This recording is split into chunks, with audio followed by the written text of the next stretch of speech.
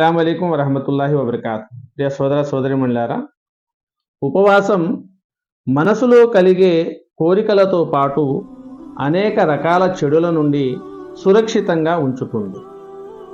కేవలం ఒక తినటం త్రాగటం వల్ల మాత్రమే ఉపవాసం భంగపడదు.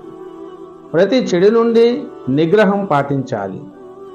ఉపవాసి ఎలాంటి చెడును ఆచరించినా అతనికి ఆకలి దప్పులు తప్ప ఇంకేమీ లభించవు అన్న విషయం విశ్వాసులకు ఇస్లాం తెలియపరిచింది.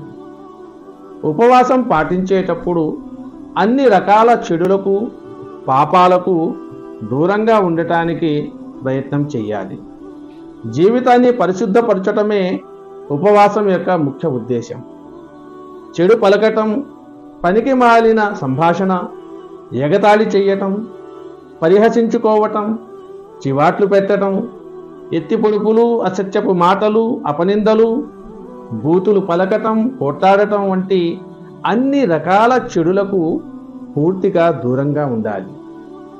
మహాప్రవక్త ముహమ్మద్ సల్లల్లాహు అలైహి వసల్లం వారు ఇలా తెలియజేస్తున్నారు: మీలో ఎవరైనా ఉపవాసం పాటిస్తున్నట్లయితే నోటితో అశ్లీలమైన పలుకులు పలకరాదు, అల్లరి పనులు చెయ్యరాదు.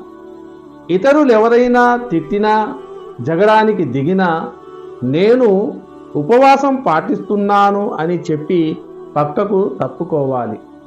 సోదరులారా, ఇది ప్రవక్త సల్లల్లాహు అలైహి వసల్లం వారు ఉపవాసాన్ని పాటించే వారికి చేసినటువంటి హితవు. మనిషిని ఆకలి దప్పులతో ఉంచటం ఉపవాస ఉద్దేశం కాదు. మనిషి అపరాధం, అవిధేయతలకు దూరమై దైవాజ్ఞ పాలన, విధేయతకు అలవాటు పడాలి.